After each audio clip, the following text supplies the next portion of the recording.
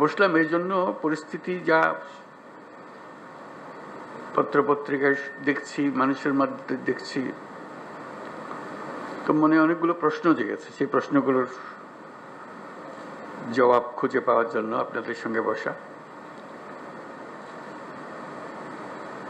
এই সরকার যখন গঠন হয় জুলাই অভ্যুত্থানের পরপরই আমি বিমানবন্দরে উপস্থিত হওয়ার 8 তারিখে, মনে আছে আপনাদের, সবার কাছে একটা আহ্বান জানিয়েছিলাম এবং আন্তরিকভাবেই বলেছিলাম। এটা কোনো রাজনৈতিক বক্তব্য বা এরকম যারা শুনছে শ্রোতা তোষণ বক্তব্য ছিল না। বলছিলাম যে এটা আমরা একটা পরিবার, আমরা আমাদের নানা মত থাকবে, নানা ধর্ম থাকবে, নানা রীতিনীতি থাকবে, কিন্তু পরিবার এক, আমরা সবাই একই পরিবারের সদস্য। এটাতে জোর দিয়েছিলাম। আমাদের শত পার্থক্য সত্ত্বেও আমরা কারোর শত্রু নই, পরস্পরের শত্রু নই। আমরা এক জায়গাতে এক কাতারে ওইখানে চলে আসি যখন আমাদের জাতীয়তার প্রশ্ন আছে, আমাদের পরিচয়ের প্রশ্ন আছে। আমরা বাংলাদেশি, আমরা এক পরিবারের সদস্য। তারপরে যখন শপথ গ্রহণ করলাম তখন থেকেই শোনা আরম্ভ করলাম যে সংখ্যালঘুদের উপরে অত্যাচার হয়েছে।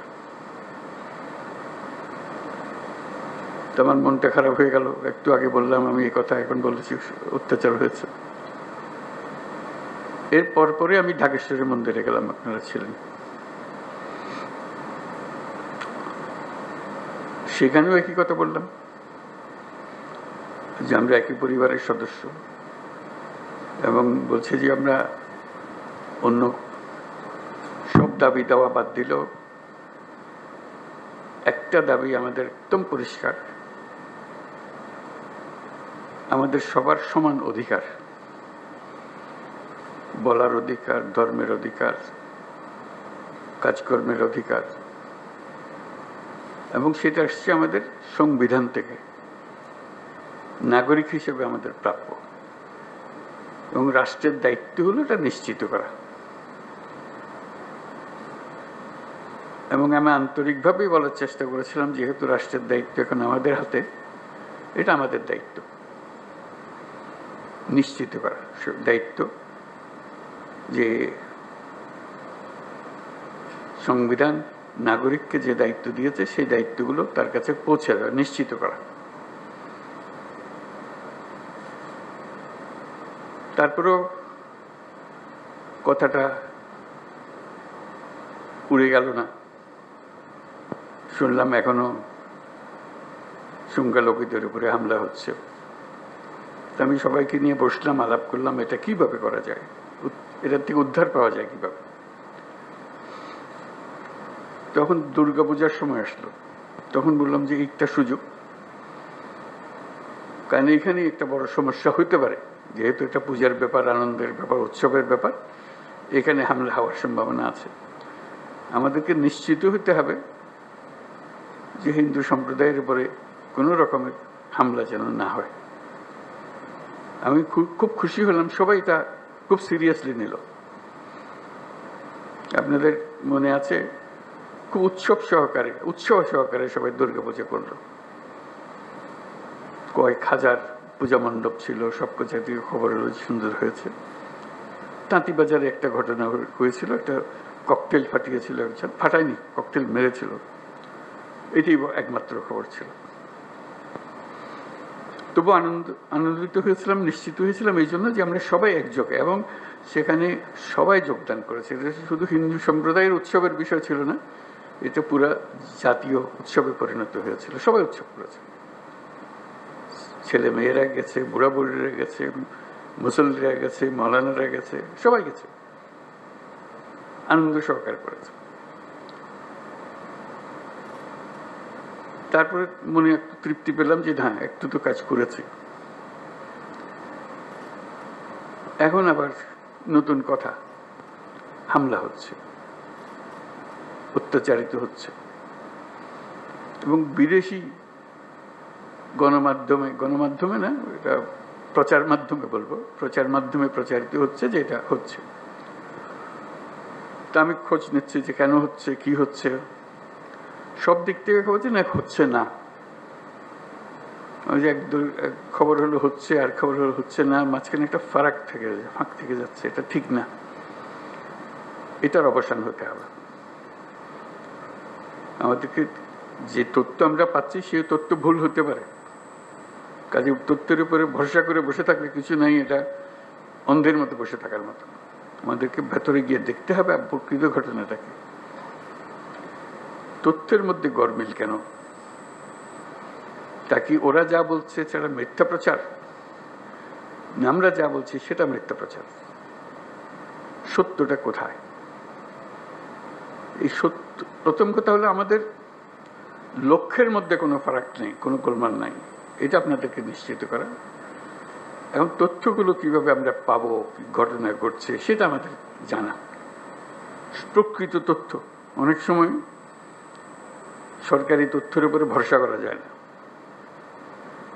কর্তা যা চায় সেভাবেই বলে দেয়, আসলটা মন খুলে বলতে চায় না, যেহেতু কর্তা নারাজ হবে তাতে।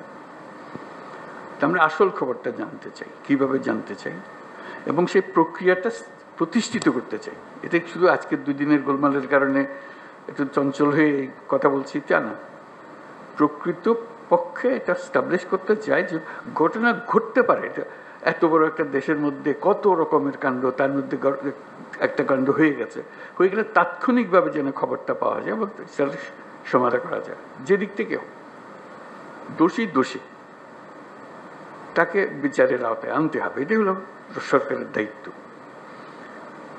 প্রথম কথা হলো যে এটা না হওয়াটা পরিবেশ সৃষ্টি করা, একটা যদি হয়ে যায় তাকে তাৎক্ষণিকভাবে সেটার প্রতিকারের ব্যবস্থা করা, এটাই হলো বিষয়। আমি যা বলছি আমার মনে হয় বাংলাদেশের বেশিরভাগ মানুষ তাই মনে করে, এভাবে হওয়া উচিত। যে আমরা যেহেতু এক পরিবারের মানুষ, কাজে এক পরিবারের মানুষ হিসেবে আমাদের সামগ্রিক দায়িত্বটা যেন আমরা পালন করতে পারি, সেই পারিবারিক দায়িত্বটা আমরা যেন সম্পন্ন করতে পারি। সেখানে তথ্যটা হলো বড় বিষয়, এবং প্রতিকার। একটা হলো তথ্য, একটা হলো প্রতিকার। আমি পেলাম তথ্য, প্রতিকার পাচ্ছি না, এটা সমাধান করতে হবে। সমস্যা হয়ে গেলে সেটা সমাধান করতে হবে। সেই সমাধানটা আমরা কিভাবে করবো? আজকের আলোচনা এটা খোলাখুলি আলোচনা, সবাই আলাপ করব। আমাদের লক্ষ্যের মধ্যে কোনো গোলমাল নেই। এখন এই তথ্য প্রবাহটা কিভাবে হবে, দোষীকে কিভাবে ধরতে হবে, যাতে করে অন্যরা মেসেজটা পেয়ে যায় যে এখানে গোলমাল করে সুবিধা হবে না, বিপদে পড়বে, তার পরিবার জেনে যায়, তার প্রতিবেশী জেনে যায় যে সে ধরা পড়ছে, এবং ভবিষ্যতে কেউ উৎসাহিত না হবে। এরকম এক বাংলাদেশ আমরা করতে চেয়েছি, সেটার নামেই আমরা নতুন বাংলাদেশ বলেছি, এবং আমরা এটাতে বিশ্বাস করি। এটা শুধু কথা দিয়ে আপনাদেরকে সন্তুষ্ট করে আজকের মতো বিদায় নিলাম ওরকম না, এটা করতে হবে এবং দ্রুত করতে হবে। এটা ভবিষ্যতে একদিন হবে, এটা কথা বলে লাভ নেই। ভবিষ্যৎ তো আর আমরা কোন দিন দেখবো না, আমরা বর্তমানের মধ্যে আছি, বর্তমানেই করে যেতে হবে যা কিছু। কাজেই সেটাই আপনাদের কাছে আরজ যে খোলাখুলিভাবে আলাপ করবেন বিষয়টা, এবং এই তথ্যটা কিভাবে পাবো, কিভাবে সংগ্রহ করব, কিভাবে নিরাপদে সংগ্রহ করব, যে তথ্য দিচ্ছে সে আবার বিপদে পড়ে না যায়, মুশকিল তো, ওইটাও নিশ্চিত করা। এবং সত্যি প্রকৃত দোষী ব্যক্তি চিহ্নিত হয়েছে এবং সবাই আনন্দিত হয়েছে যে খবরটা ঠিক জায়গাতে পৌঁছেছে, এবং সেই খবরটার একটা প্রতিকার এসছে। শুধু খবর দেওয়া না, খবরের পেছনে এটা প্রতিকারও এসছে। তো সেই বিষয়গুলো আলোচনার জন্য আজকে এসছি। আপনারা খোলাখুলিভাবে আলাপ করবেন। আদিলুর বোধহয় এটা সঞ্চালন করবে, আর উপদেষ্টা আদিলুর।